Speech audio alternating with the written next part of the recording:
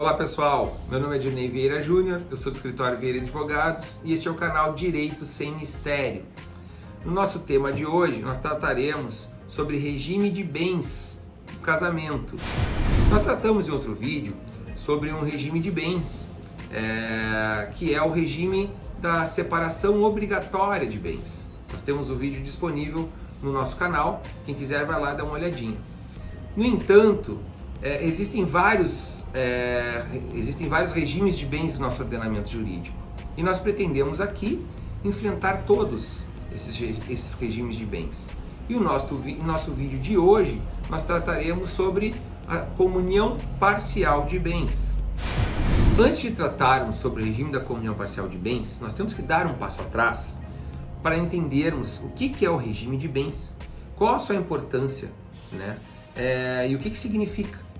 Então, o regime de bens ele é o regramento patrimonial que dará a destinação dos bens deste casal após a dissolução da sociedade conjugal.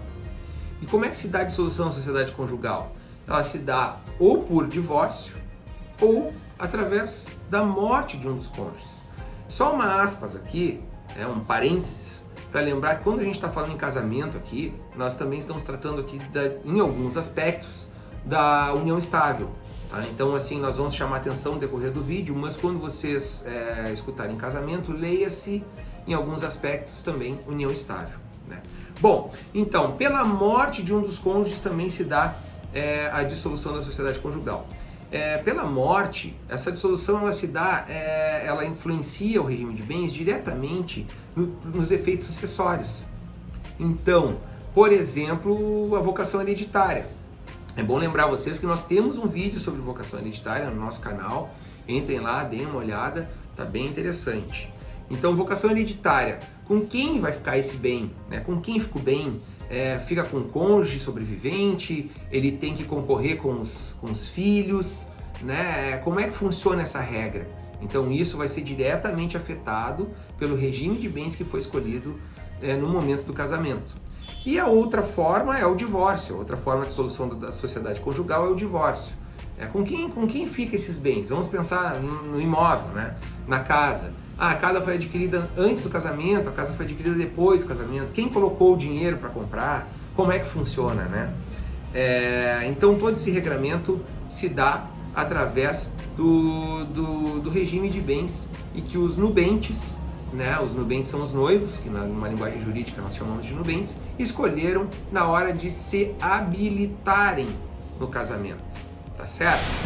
Agora que nós já tratamos sobre o regime de bens de forma mais ampla, né, explicando qual é a sua importância e seus regramentos, nós passaremos a analisar agora o regime da comunhão parcial de bens. Então, os nubentes, quando eles vão habilitar-se para o casamento, eles precisam escolher um regime de bens. Dentre os diversos regimes de bens, eles precisam escolher um regime de bem. Existem regimes de bens em que o patrimônio particular ele não vai entrar no patrimônio não vai compor o patrimônio do casal após o casamento. Existem regimes de bens em que o patrimônio particular ele passará a fazer parte do patrimônio do casal após a habilitação, né, após o casamento. Então existem diversas formas, diversos regimes de bens, diversas opções. No entanto, o casal precisa optar por uma delas. Se o casal não optar, se o casal ficar silente referente à opção do regime, o Estado irá impor o regime da comunhão parcial de bens, certo? Então, o que é efetivamente, como funciona, como está caracterizado o regime da comunhão parcial de bens?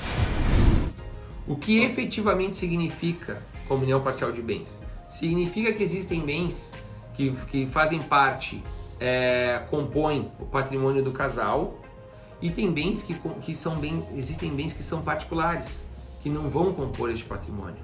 Bom, eu vou explicar agora dois requisitos da comunhão que caracterizam a comunhão parcial de bens. E o primeiro deles é a origem. Então, para nós analisarmos os bens que compõem, né, o patrimônio do casal, eu preciso primeiramente analisar a origem desse bem. Para esse bem compor o patrimônio do casal na comunhão parcial de bens, este bem ele tem que necessariamente ter sido adquirido de forma onerosa. Forma onerosa é pagando, em dinheiro, pagando, né? O segundo aspecto é ter um bem que poderá ter sido adquirido ter sido recebido, né, de forma eventual. Então, por exemplo, ganhar na loteria, né? É um exemplo que sempre é dado aí para adquirir um bem de forma eventual, né? Para adquirir um patrimônio de forma eventual. Então, esses dois aspectos de origem são os aspectos que compõem a comunhão parcial de bens, compõem os bens que fazem parte do casal na comunhão parcial de bens. O segundo aspecto, o segundo requisito, é a questão temporal.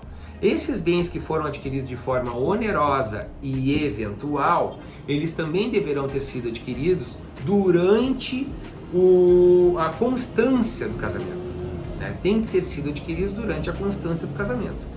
Eu ganhei na loteria, mas eu ainda não era casado. Bom, então ele não entra nesse patrimônio do casal na comunhão parcial de bens. Existem também os bens que são excluídos, né? Nós falamos agora quais são, antes nós tínhamos falado quais são os bens que incluem, né, o patrimônio do casal. E agora nós vamos falar os bens que não fazem parte do patrimônio do casal quando o regime de bens é a comunhão parcial de bens. Então os bens que não entram, né, que não compõem o patrimônio do casal, eles são os bens que foram adquiridos onerosamente anterior ao casamento. Um deles é este. O segundo é o seguinte, são os bens que foram adquiridos de forma gratuita, né?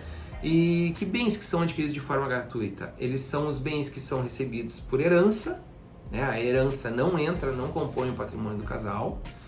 E os bens que são recebidos também por doação, né? Então, doação e herança não compõem o patrimônio do casal na comunhão parcial de bens.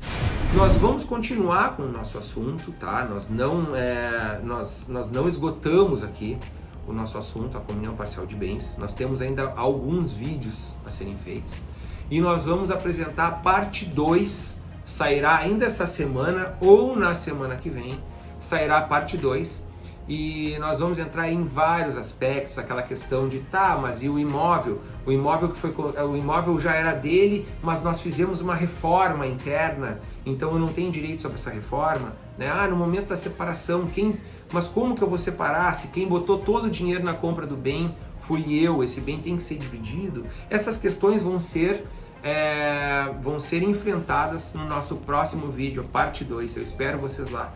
Não esqueçam de curtir a nossa página, tá? De curtir o nosso canal, de apertar no sininho, acho que aqui desse lado, aperta no sininho, tá? Se inscreve no nosso canal pra gente continuar aí fazendo vídeos aí, passando informações importantes para nossa sociedade, tá bom? Um forte abraço para todos, fiquem com Deus.